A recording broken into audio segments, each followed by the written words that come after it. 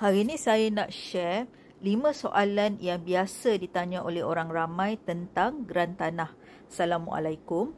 Iaitu soalan yang pertama, apakah yang dinamakan dengan geran tanah?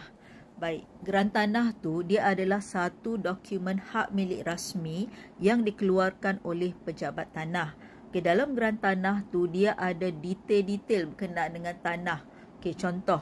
Pertamanya dia akan tunjuk situ apakah jenis hak milik geran tersebut ataupun tanah tersebut.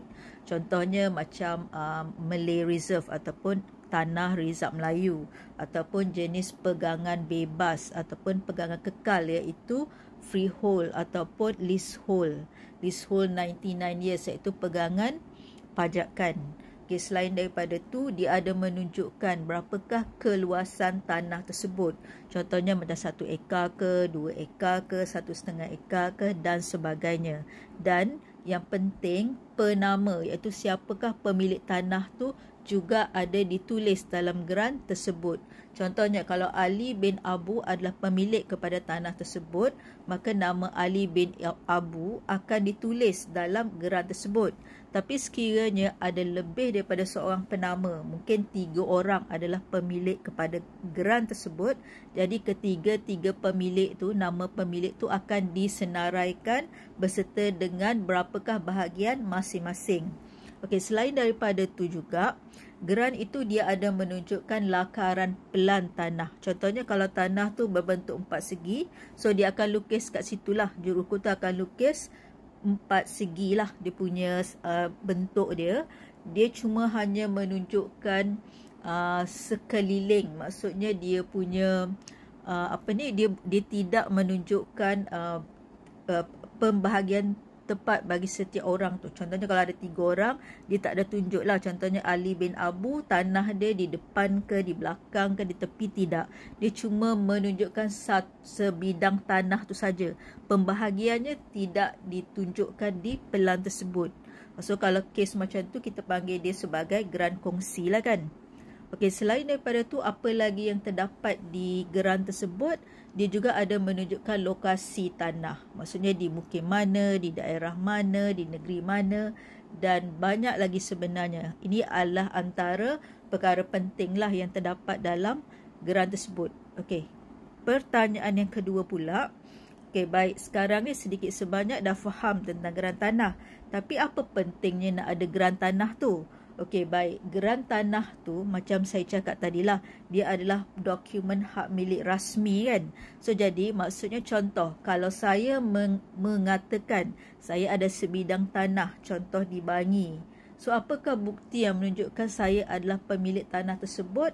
Iaitu geran tanah. Geran tanah itu dia adalah satu bukti yang menunjukkan kita adalah pemilik kepada tanah tersebut. Okey, baik. So, yang ketiganya pula soalan dia, apa yang dinamakan dengan geran kongsi? Biasa dengar kan? Okey, geran kongsi ni, dia adalah, katakan satu sebidang tanah tu, dia ada penama yang lebih daripada seorang. Maksudnya mungkin 3 orang ke 4 orang, maksudnya lebih daripada seorang lah. Maksudnya sama ada 2 dan ke atas. Jadi kalau ada 10 orang pun, maka 10 orang tu, dia akan disenaraikan namanya dalam geran kongsi tersebut. Tapi dalam lakaran pelan tu, dia tidak ada menunjukkan bahagian setiap penama tu. Dia cuma ada tunjuk lakaran sebidang tanah macam tu saja. Okey, dah faham kan? Okey, apa pula yang soalan kelimanya, apa pula geran individu? Tadi geran kongsi. Okey, kalau geran kongsi tu dia cuma ada satu geran. Maksudnya kalau kata ada 3 penama, 3 orang tu berkongsi geran yang sama kan, itu geran kongsi. Tapi kalau geran individu, katakan ada 3 penama, tapi setiap penama tu ataupun setiap pemilik itu ataupun setiap orang tu, dia ada dia punya geran masing-masing. Kalau ada 3 orang, so 3 tu dia mempunyai geran mereka masing-masing.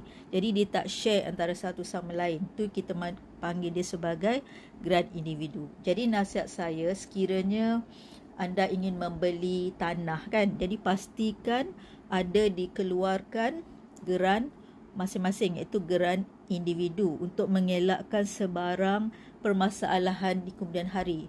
Kalau misal kata kalau geran kongsi tu ramai orang, jadi apa-apa perancangan kita nak buat pada tanah tersebut, dia mestilah mendapat persetujuan semua pihak. Tapi kalau kita ada geran individu, maka senanglah untuk kita buat apa-apa perancangan ke atas tanah kita itu. Saya harap sedikit sebanyak sharing saya hari ini dapat memberi manfaat kepada semua yang menonton. Sekian, terima kasih.